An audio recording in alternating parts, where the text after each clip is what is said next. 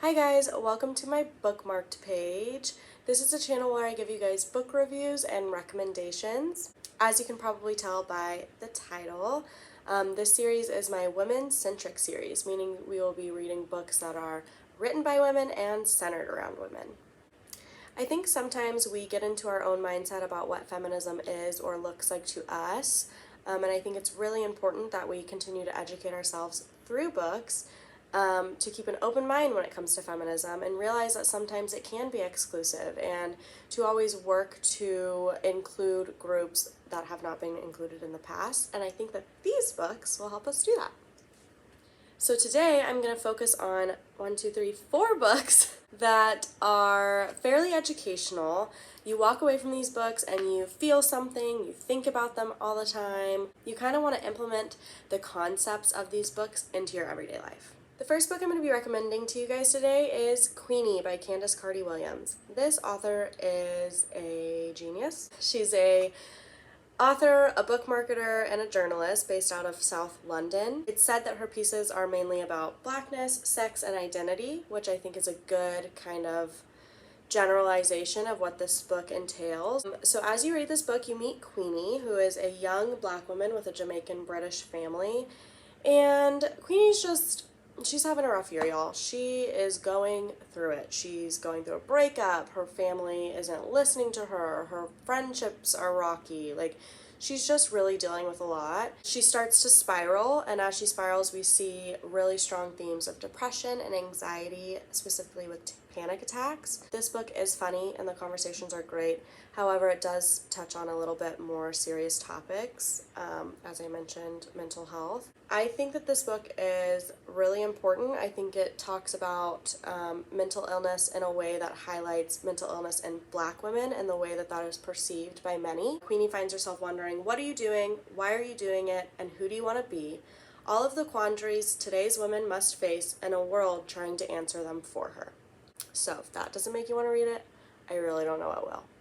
The next book I'm going to recommend to you guys is a bit of a step up on the seriousness scale. This is Such a Fun Age by Reid. This book is centered around performative activism, woke culture, race and privilege, and the white savior complex. In this book, we follow the stories of 2 women. We have Alex, who is an older white woman with a young white daughter, and we have Amira, who is a younger black woman who is the babysitter of said daughter. Things get a bit dicey when Amira is accused of kidnapping the young child as she's babysitting her late at night, and Alex decides that she needs to make this right. And that is when we seek to answer the question, what happens when you're doing the right thing for all the wrong reasons? This book has some really, really important conversations in it. I think that as a young white woman myself, it helps to open my eyes and hopefully others to kind of what it means to be a young black woman in America and how you're seen and how we can take our activism from being performative to actually helpful. I highly recommend this one. I think it's a really great read, and it's one that will leave you thinking for a long time. The next book I'm going to be recommending to you guys is such a fun one. This is Everything I Know About Love by Dolly Alderton. I just finished it. As you can see, it's highly annotated by moi. This one is a memoir, so it's a bit of a different genre.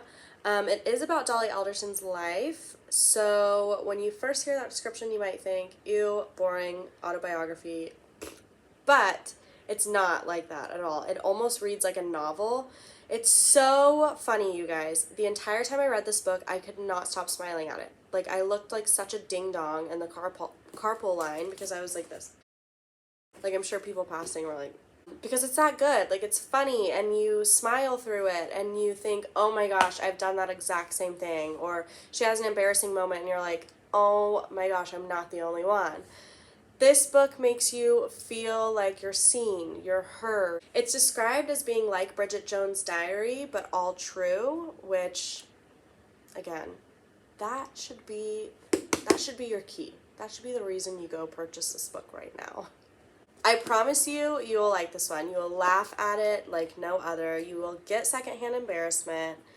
You might even think, like I did, wow, my life is freaking boring in comparison to hers. However, it's such a fun read, and I really, really think that if you just need to take a load off and read something funny and something good, here's your pick.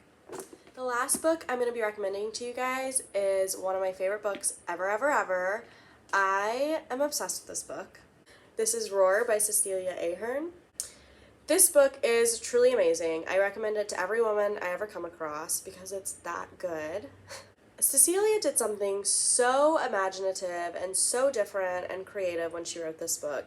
It is not just a typical front-to-back novel. It's actually 30 short stories.